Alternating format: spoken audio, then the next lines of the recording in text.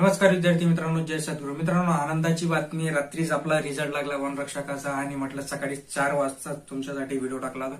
म्हटलं सकाळी उठल्या विद्यार्थ्यांना आनंद मिळायला पाहिजे की खरंच आता जो काही आपला रिझल्ट अटकलेला होता तो रिझल्ट लागलेला आहे. आणि याच्यामध्ये आता फक्त 2 वनवृत्तांचे रिझल्ट हे राहिलेले आहेत की जे की नागपूर आणि ठाण्याचा.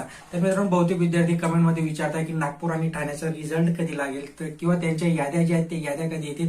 तर त्याही याद्या लवकरच येतील. बघा, चंद्रपूर सुद्धा पेसाच्या अंतर्गत येतं. इतर जे काही धुळ्यामधला काही भाग येतो, तर बहुतेक विद्यार्थी हे म्हणतात की मग या 2 वनवृत्तांचंच का राहिलंय, तर त्यांची लिस्ट लागण्यात येईल. कारण की त्यांच्यामध्ये काहीतरी थोडाफार प्रॉब्लेम असेल किंवा त्यांच्यावर वर्कआउट करायचं राहिलं असेल, सो ते त्यांनी होल्ड ठेवलंय, तर तोही लागेल. आता सगळ्यात महत्वाचं, विद्यार्थ्यांचा खूप काही विद्यार्थ्यांच्या मनामध्ये शंका कुशंका आहेत.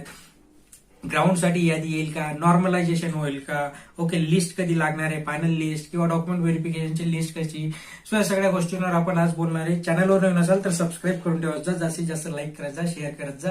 वनरक्षक आपल्याला बनायचं आहे. तर मुद्दा आता नॉर्मलायझेशनचा आहे की नॉर्मलायझेशन होणार आहे का.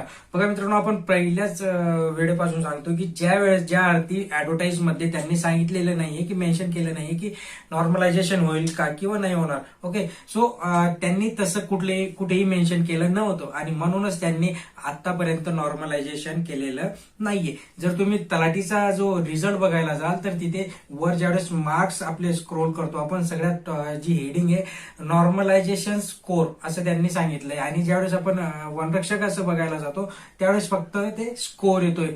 सो या 2 डिफरंट गोष्टी आहेत. म्हणजेच या अर्थी की वनरक्षकाचं नॉर्मलायझेशन झालेलं नाहीये. सो ते होईल किंवा नाही होईल, व्हायला तर पाहिजे किंवा नाही, जर झालं तर आपण त्याच्यावर काही चॅलेंज करू शकणार नाही. कारण की बहुतेक विद्यार्थ्यांना एकाच शिफ्टमध्ये पेपर हार्ड गेलाय किंवा एकाच शिफ्टमध्ये सोपा होता. सो विद्यार्थ्यांच्या ते पॉइंट ऑफ व्ह्यूने जर आपण बघायला गेलं तर ज्या विद्यार्थ्यांना टफ एक्झाम आली होती त्या विद्यार्थ्यांवर तो अन्याय आहे. बट एनिवे वी कुड नॉट डू एनिथिंग. तर याची प्रोसेस कशी असणार आहे आता, की सगळ्यात महत्वाचं म्हणजे बहुतेक विद्यार्थी आता संभ्रमात की 54 मार्कवाले घेतील का 10 घेतील. बघा, याच्यामध्ये जे विद्यार्थी आहेत 54च्या वर जर आपण बघायला गेलं तर आपण जवळपास 2 लाखापर्यंत विद्यार्थ्यांना 54च्या वर मार्क्स आहेत. बहुतेक विद्यार्थ्यांना 70, 80, 84, 88, 99, 100, 104, 100च्या वर खूप कमी विद्यार्थी आहेत. बट 70 ते 90च्या मध्ये खूप काही विद्यार्थी आहेत.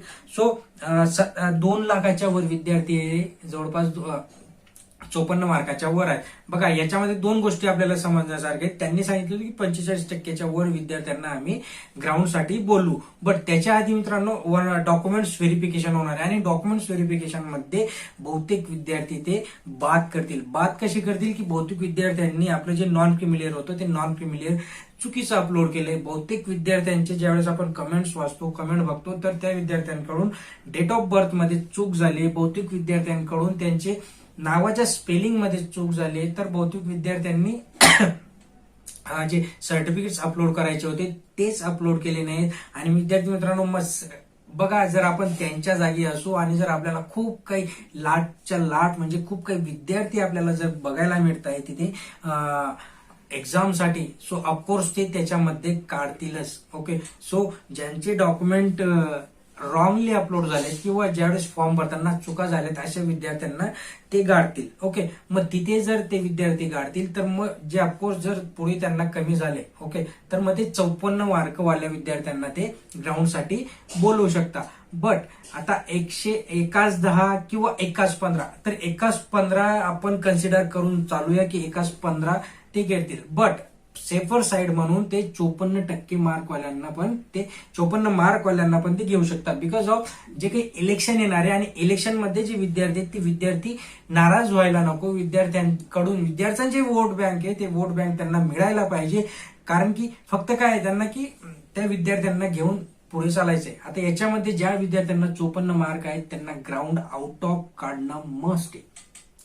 ज्या विद्यार्थ्यांना 54 मार्क्स आहेत त्या विद्यार्थ्यांना ग्राउंड आउट ऑफ काढणं किंवा मिनिमम 70 ते 75 मार्क्स त्यांना घ्यावेच लागतील. जे विद्यार्थी कास्टमध्ये येतात, बघा, जे विद्यार्थी कास्टमध्ये येतात त्या विद्यार्थ्यांना कमीत कमी 70 ते 75 मार्क्स घ्यावेच लागतील. कोणाला? ज्यांना 54 मार्क्स आहे. आणि म्हणून आपण एवढ्या दिवसापासून सांगत होतो की तुम्ही प्रॅक्टिस सोडू नका, प्रॅक्टिस सुरू ठेवा. खूप आतोनात सांगत होतो की प्रॅक्टिस सोडू नका. प्रॅक्टिसचे फायदे पण असतात. आपले स्वतःचं शरीर आपलं सुदृढ बनत जातं आणि ऐन वेळेस काहीही होऊ शकतं मित्रांनो. म्हणून मी परत परत सांगतो की अजून जरी तुम्हाला 54 मार्क्स आहेत आणि तुमच्या जर फिजिकल चांगलं असेल, तुमचं रनिंग चांगली असेल, रनिंगचा स्कोर चांगला असेल, तर तुम्ही कृपया करून सोडू नका. बट त्याला कंडिशन पण आहे की तुमचे डॉक्युमेंट्स आहेत ते डॉक्युमेंट्स व्यवस्थित तुम्ही अपलोड केले असतील तर तुम्हाला 100% चान्स आहे. ओके, ही काळ्या दगडावरची रेग आहे. आता नंतर डॉक्युमेंट्स व्हेरिफिकेशन ज्यावेळेस होईल त्यावेळेस जवळपास खूप काही विद्यार्थ्यांना ते वगळतील, कारण की विद्यार्थ्यांचे डॉक्युमेंट्स अपलोड झालेले नाहीत.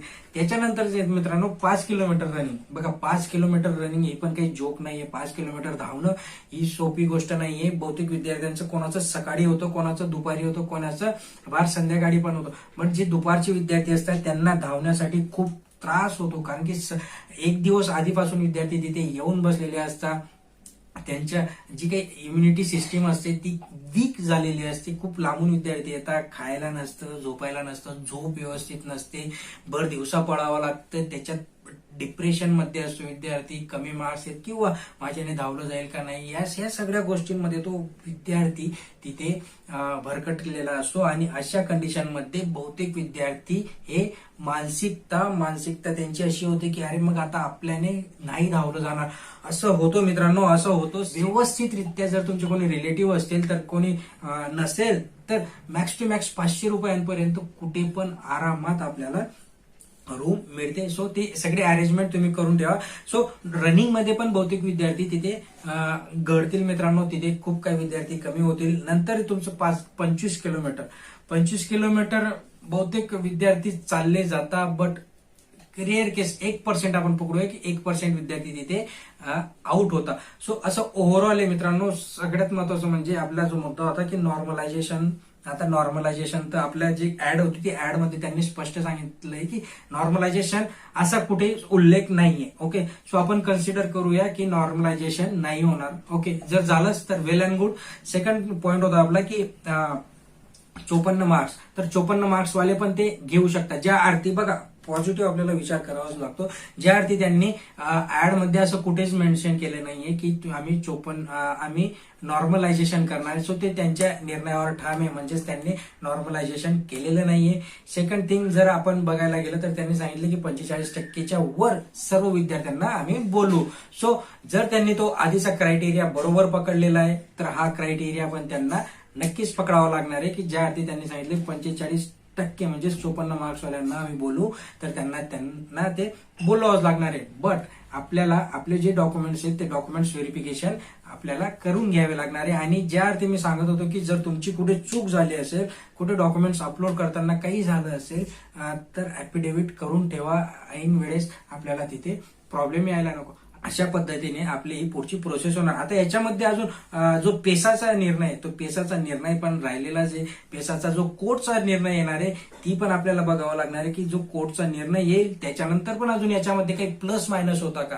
बघा, जो कोर्टचा निर्णय येईल, पेसाचे विद्यार्थी पण याच्यामध्ये ऍड होतील, त्यांच्यामध्ये पण हा जो पूर्ण रिझल्ट आहे याच्यामध्ये पण अजून काही चेंजेस होऊ शकता, मे बी. ओके, होऊ शकता. सो तसाच जर काही अजून अपडेट आला तर तो तुमच्यापर्यंत नक्कीच पोहोचवण्यात येईल. चॅनलवर नवीन असाल तर सबस्क्राईब करून ठेवा, जास्तीत जास्त लाईक करा, शेअर करा. धन्यवाद.